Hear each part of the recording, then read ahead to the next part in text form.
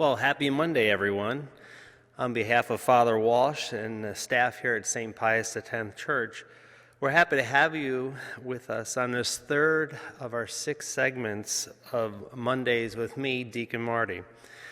I'm not sure if you realize it or not, but yesterday we celebrated the third Sunday of Lent, and this week we'll start a transition from discerning our past faults and our conversion into a new way of life, to beginning to hear about Christ and his life on earth and his mission of healing, a mission of looking out for others, a mission of taking care of others, helping them to heal and love like he did. So I can't think of perhaps anyone better to follow in Christ's path when the culture around her was almost completely in contrast to her thought than St. Katharine Drexel. And that's who's today's saint we're going to talk about. I challenge you to listen and ponder about what she did in her life when it seemed that it was totally at odds with the beliefs of her friends, her admirers, and the American society around her. I challenge you to identify what influenced her to make the decisions she did. I also challenge you to recognize what one person can do to effect healing, change, and purpose, bringing Christ to this side of the kingdom of heaven. Let me ask you this. If your father is an international banker and you travel around in a private rail car, would you be likely to choose a life of voluntary poverty?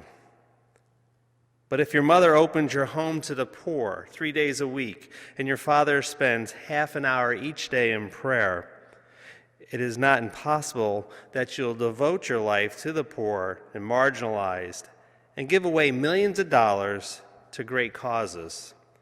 Katharine Mary Drexel was born as Katharine Mary Drexel in Philadelphia, the second child of investment banker Francis Anthony Drexel and Hannah Longstrauth. Unfortunately, Hannah died 5 weeks after Katharine was born.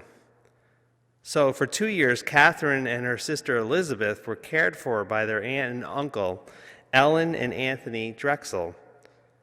When her father married for a second time to Emma Beauvier in 1860, he brought his 2 daughters home, and then a third daughter, Louisa, was born in 1863. The girls were educated at home by private tutors, and their father believed that they should learn geography firsthand. Accordingly, their parents took the girls on periodic trips of the United States and Europe. Yet 3 times a week, they still managed to distribute food, clothing, and rent assistance from their family income in Philadelphia. When widows or single women were too proud to come to the Drexels for assistance, the family quietly sought them out. As Emma Drexel taught her daughters, quote, "Kindness may be unkind if it leaves a sting behind," end quote. As a young and wealthy woman, Katharine made her social debut in 1878. However, watching her stepmother's 3-year struggle with terminal cancer taught her the Drexel money could not buy safety from pain or death. Her life then took a profound turn. She had always been interested in the plight of Native Americans, having been appalled when she read in a book by Helen Hunt called A Century of Dishonor. When her family traveled to the western states in 1884, Katharine Drexel saw the plight and poverty of the Native Americans. She wanted to do something specific to help. Thus began her lifelong personal and financial support of numerous missions and missionaries in the United States. And after her father died in February of 1885, Katharine and her sisters contributed money to help the St. Francis Mission on South Dakota's Rosebud Reservation. For many years, she took spiritual direction from a longtime family friend, Father James O'Connor, a Philadelphia priest who later was appointed Vicar Apostolic of Nebraska. When Katharine wrote him of her desire to join a contemplative order, Father O'Connor suggested, wait a while longer. Just wait and pray. Drexel and her sisters Elizabeth and Lisa were still mourning their father's passing when they sailed to Europe in 1886. Their high-powered banker father left behind a total of $15.5 million in his estate, with instructions to divide it among his three daughters after expenses and specific charitable donations had been made. However, to prevent his daughters from falling prey to fortune hunters, Francis Drexel crafted his will so that his daughters controlled income from his estate. Still, upon father's death, their inheritance would flow to their children, and the will stipulated that there was no grandchildren upon his daughters' deaths.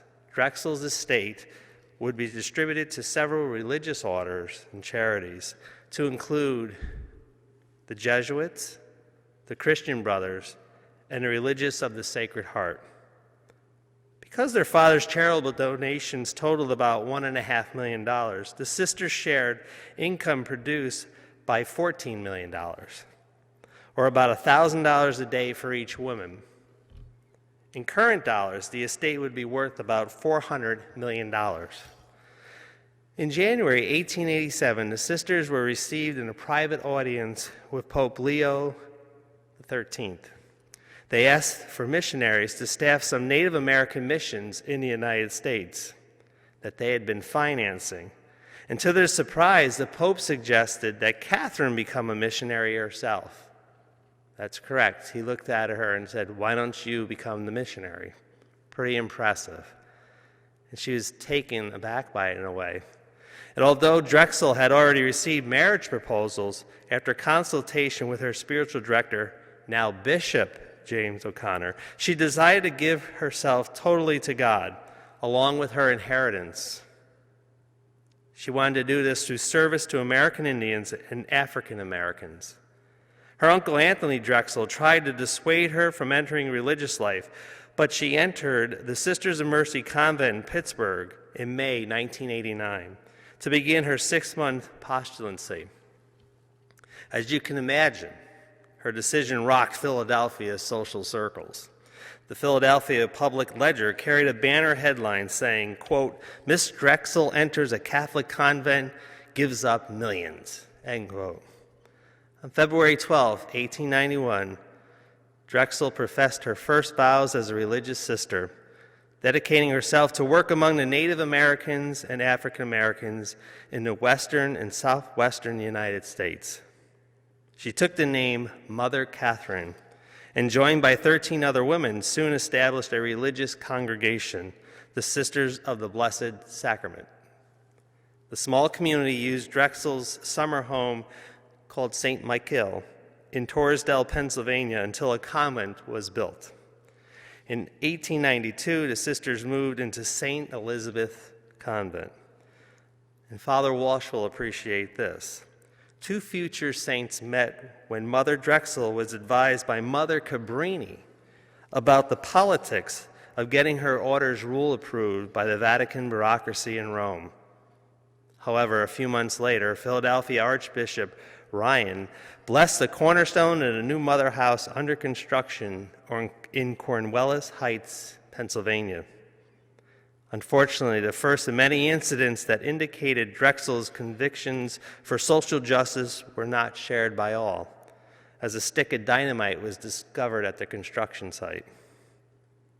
Requests for help and advice reached Mother Katharine from various parts of the United States. After 3.5 years of training, she and her first band of nuns opened a boarding school, St. Catherine's Indian School, in Santa Fe, New Mexico. In 1897, Mother Drexel asked the friars of St. John the Baptist Province of the Order of Friars Minor, Franciscans, in Cincinnati, Ohio, to staff a mission among the Navajos in Arizona and New Mexico on a 160-acre tract of land that she had purchased 2 years earlier. Mother Katharine Drexel stretched the Cincinnati friars apostolically, since most of them previously had worked in a predominantly German-American parish. A few years later, she also helped finance the friars' work among the Pueblo Native Americans in New Mexico.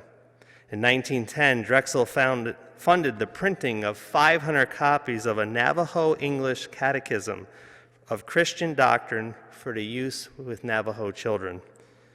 About 100 friars from St. John the Baptist province started Our Lady of Guadalupe province in 1985. Headquartered in Albuquerque, New Mexico, they continue to work in the Navajo reservation with the Sisters of the Blessed Sacrament. Simply amazing how now she took two religious orders and brought them together on the same mission. In all, Drexel established 145 missions and 50 schools for African Americans in 13 different states, and 12 schools and 50 missions for Native Americans in 16 states. However, her crowning achievement was the founding of Xavier University in New Orleans, the first Catholic university in the United States for African Americans. Sadly, at age 77, Mother Drexel suffered a heart attack and was forced to retire, and many thought her life was over.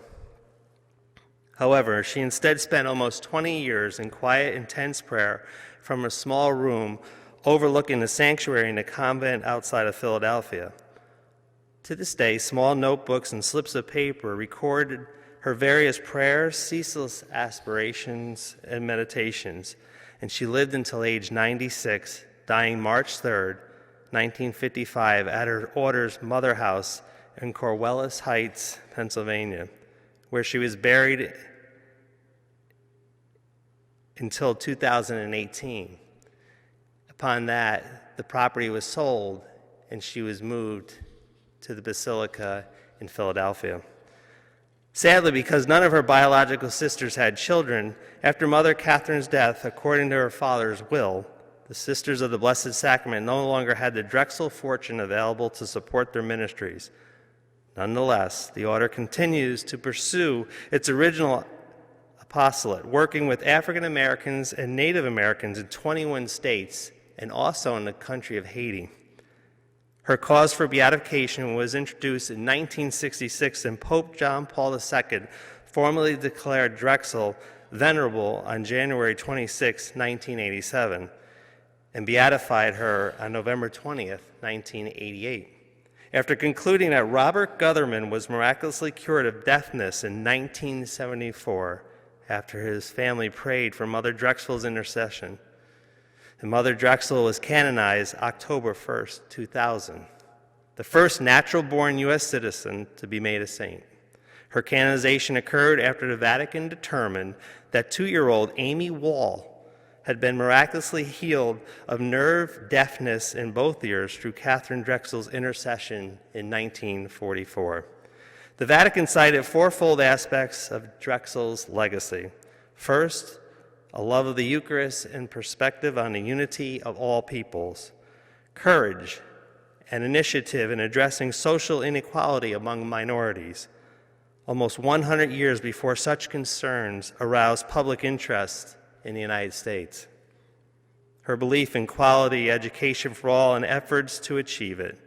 And lastly, a selfless service, including donation of her inheritance for the victims of injustice. St. Katharine remains at rest in the Cathedral Basilica of St. Peter's and Paul in Philadelphia. In closing, I think we could agree that saying the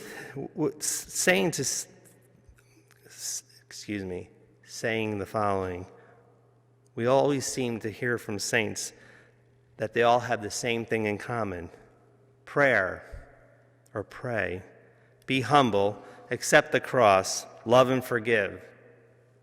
But it is good to hear these things in the American idiom from one who, for instance, had her ears pierced as a teenager, who resolved to have no cake and no preserves, who wore a watch, who was interviewed by the press, traveled by train, and could concern herself with the proper size of the pipe being laid for a new mission building.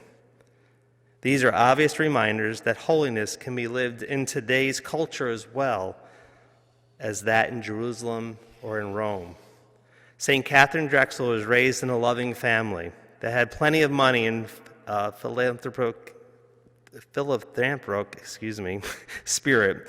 But when Katharine's request for missionaries was answered by the suggestion that she became one herself, like our Blessed Mother, she discerned and gave a radical yes. Lastly, listen to the reflection Mother Drexel wrote from her book called 15 Days of Prayers with St. Katharine Drexel. I love to think how small the little foot of our Lord was on the first Christmas. A little foot that does not make big strides. It only takes little steps. In imitating the divine babe, let us place our hearts in his footsteps. Then we shall, with God's grace, grow into bigger footsteps and make greater strides. If we are faithful in little, we'll obtain grace for the big. All holiness consists of participating in the holiness of Jesus Christ, the Son of God. Well, that concludes this presentation or discussion on St. Katharine Drexel. I hope you appreciate it, and I hope you tune in next Monday when we talk about a famous Irish saint. And I'll give you a little clue. It's not St. Patrick. It is not St. Patrick. God bless, and have a safe week.